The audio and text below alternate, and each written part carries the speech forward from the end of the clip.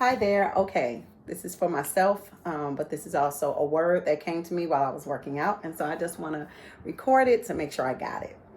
So it came to me as a sermon. God, I don't know if I'm a pastor, preacher, I don't know.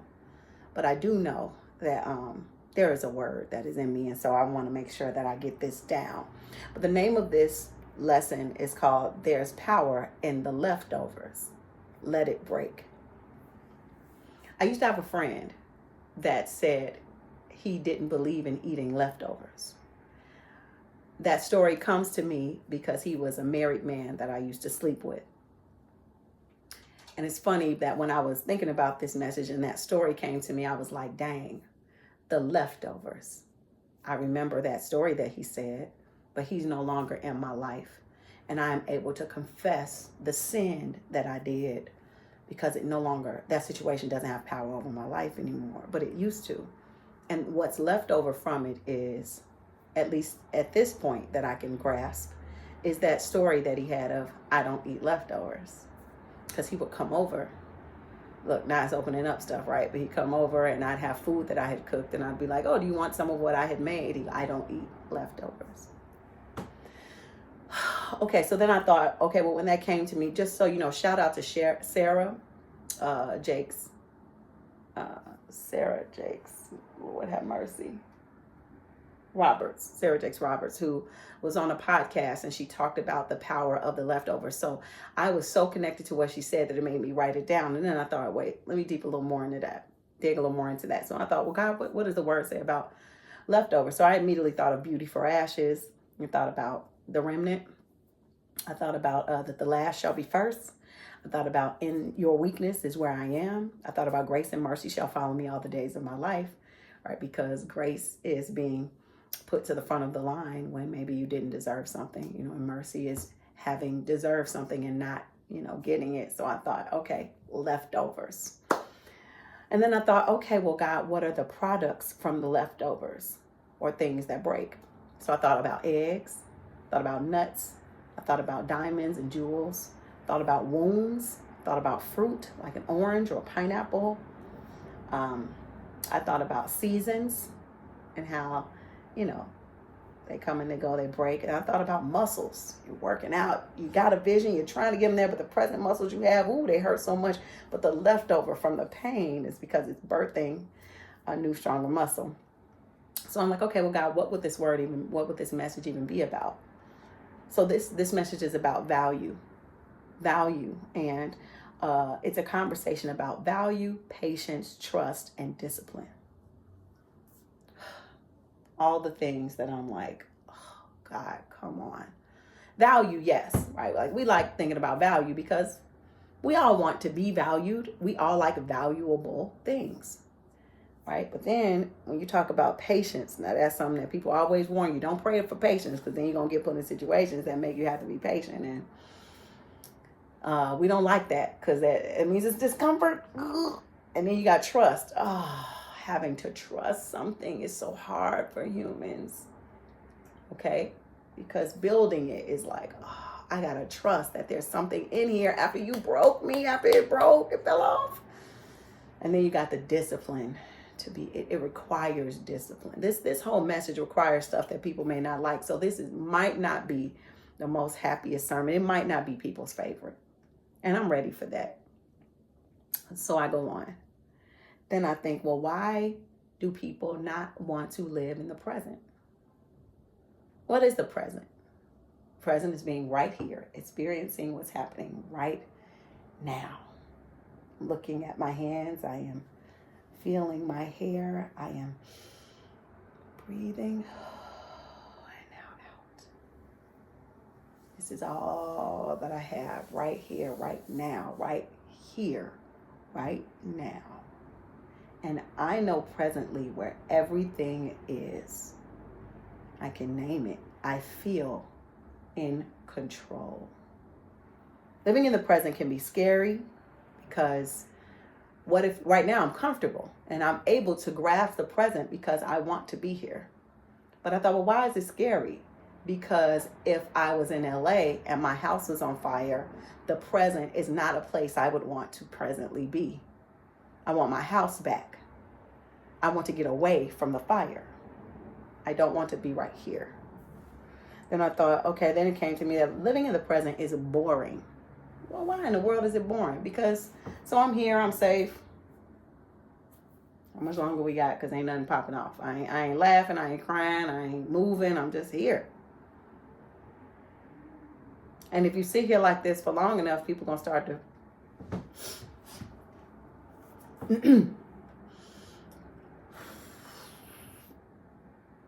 right? Because we're conditioned to want to have to be busy and move and then those phones, right? And so it can be boring. Peace, really, for some is boring. Everybody say, I just want my peace. I just want my peace. But to them, peace is sitting up with your feet up, watching TV, eating some chips. A lot of things are happening. Yet peace in the stillness is nothing happening.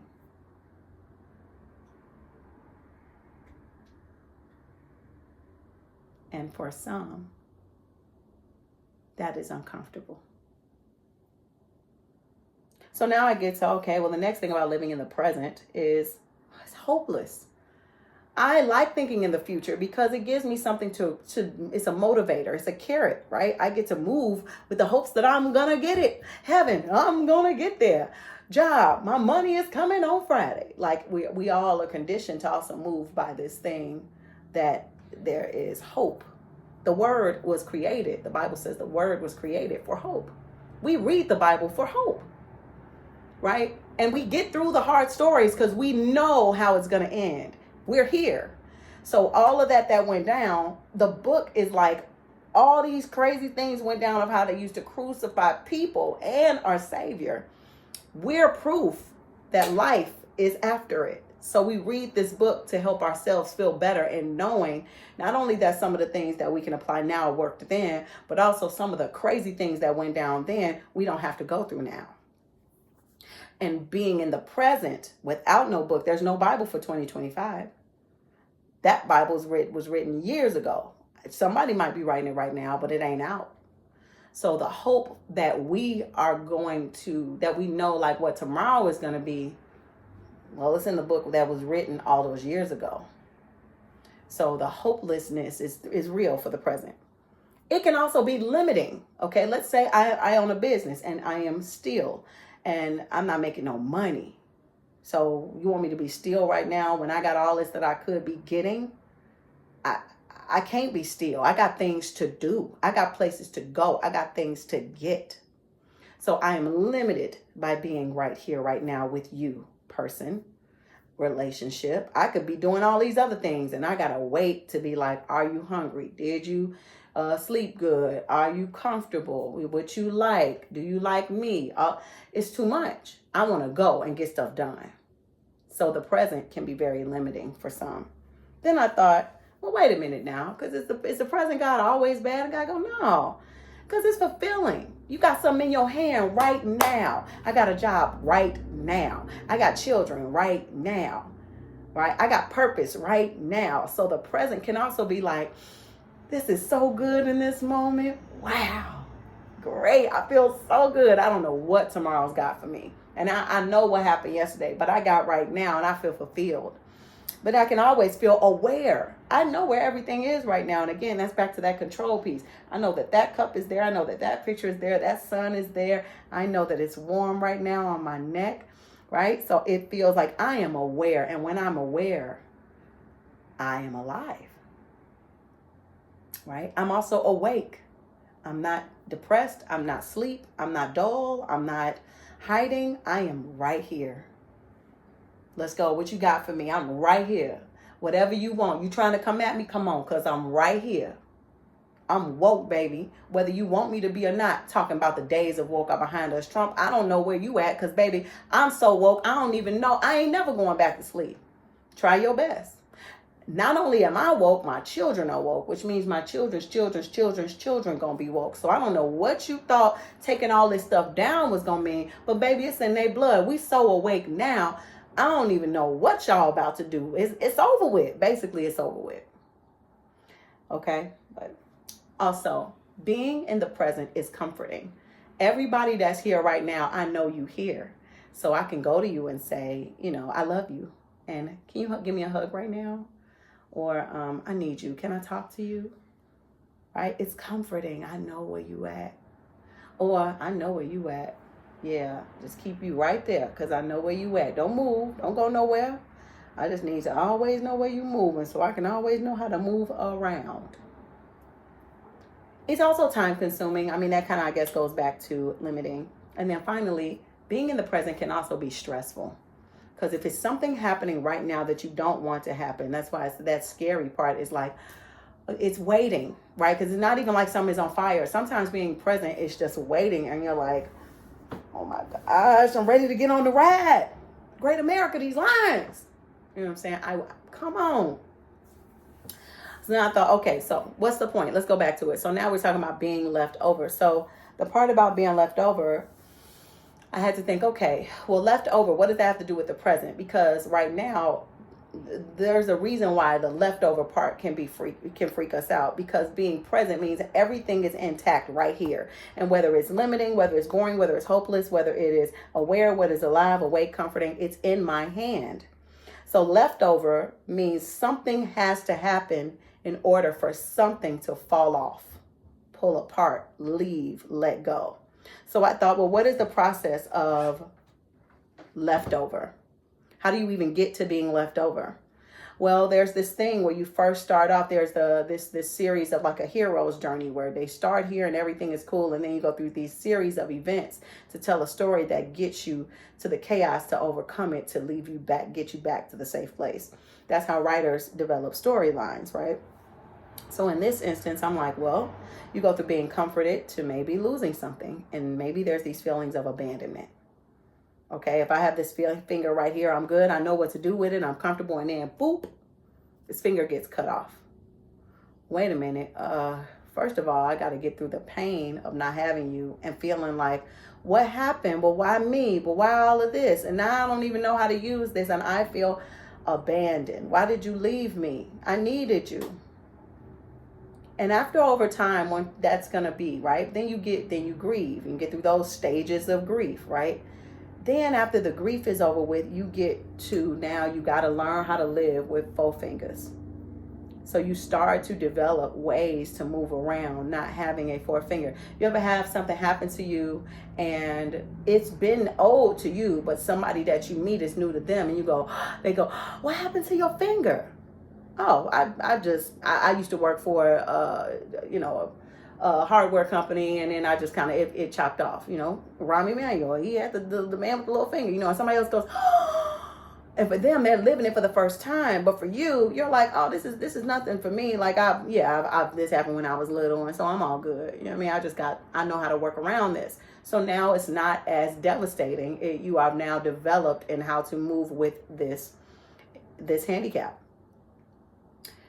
Then you start to master how to roll with it, which is why you get somebody like a Rahm Emanuel who can serve on all these very presidential spaces and be the mayor and get all these things like, very positions of accomplishment. And you're talking now in situations like this.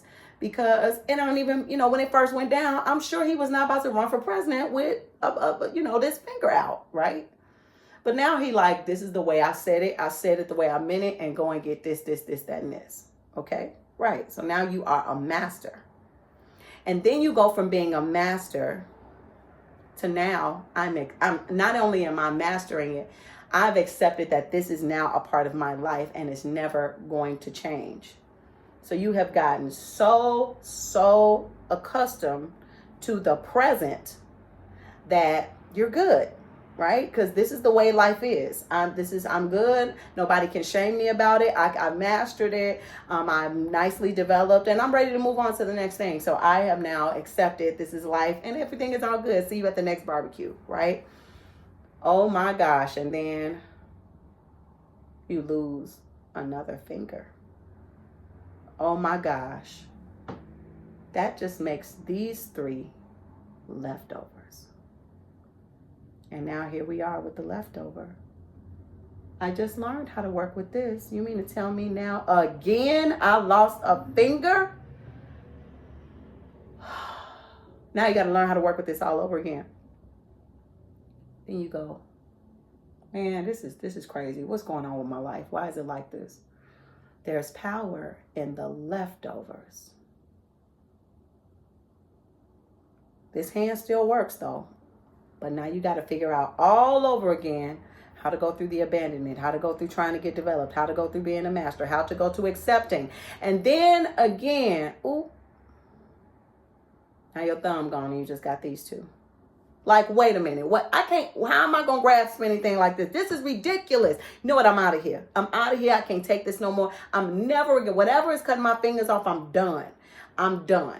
And matter of fact, if you're anything like me, it's life. Life, you are cutting off my fingers. And at this point, I had it with the one. All right, I was cool with that. You got me with the two. You're going to take my grip, my thumb, oh, okay.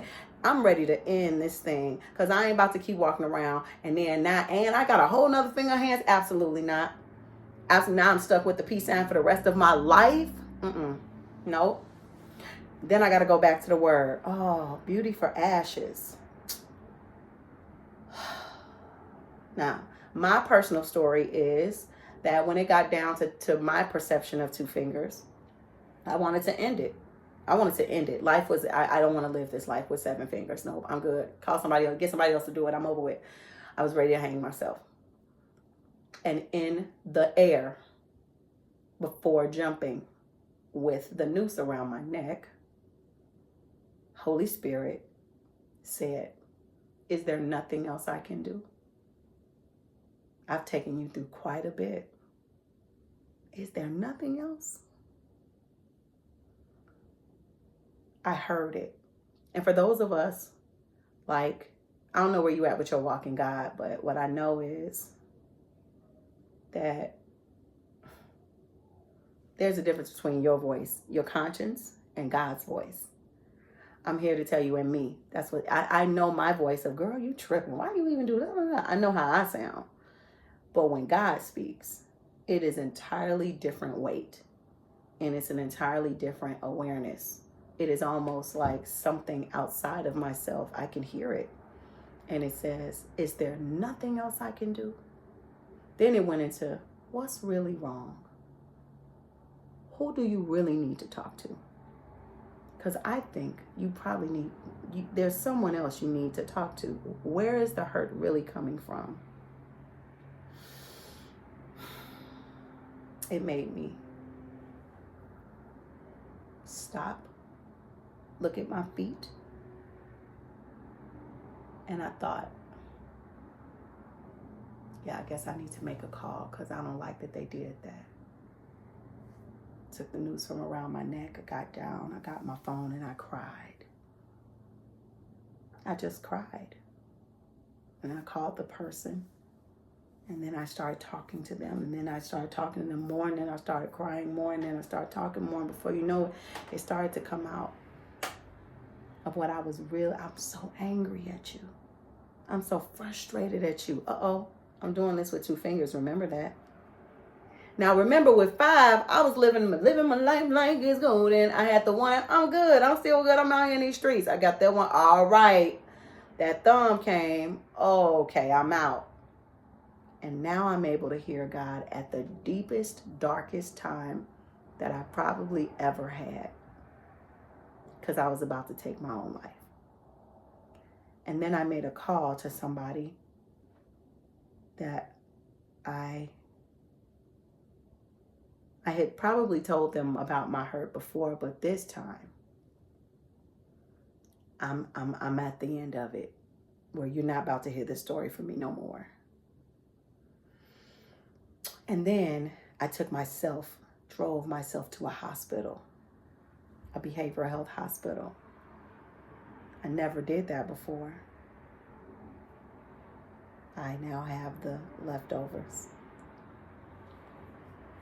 Right? And then I sat there and figured out how to make it through that place and find the joy in it.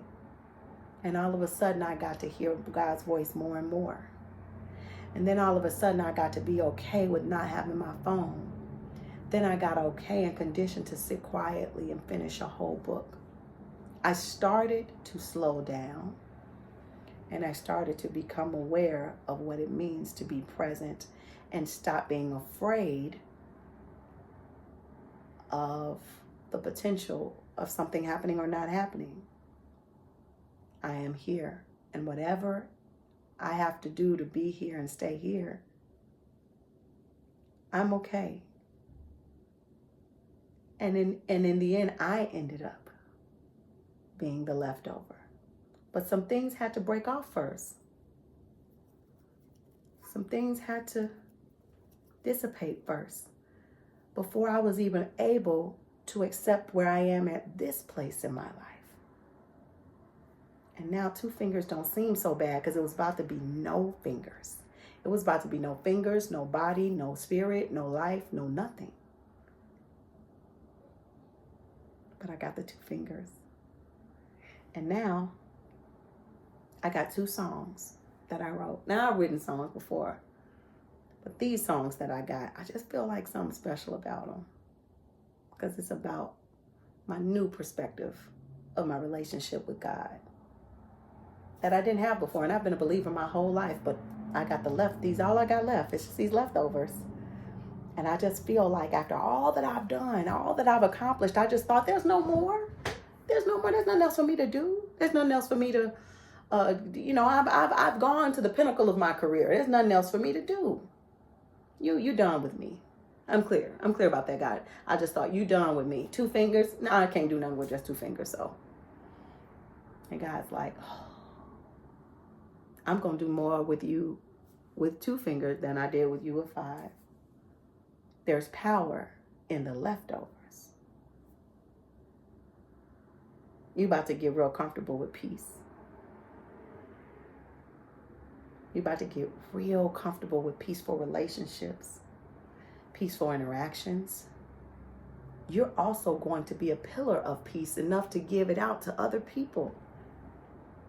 And you're going to have more than enough peace to wrap your children around it, wrap your family around it, invite it into your home, and it's going to follow you along with grace and mercy.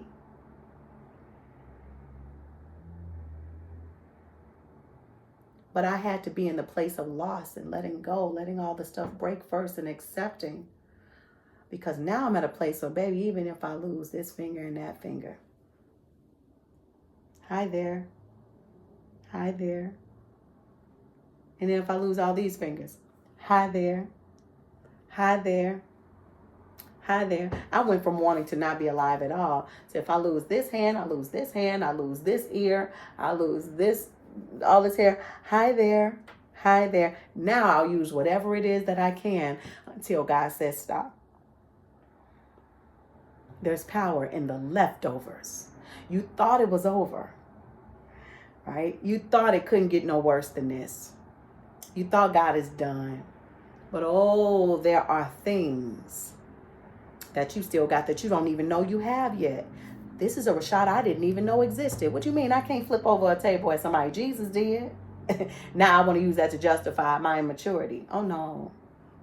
Past that. Past that, there is a Rashada that's actually quite healthy. There's a Rashada that's quite loving and has a large group of healthy friends.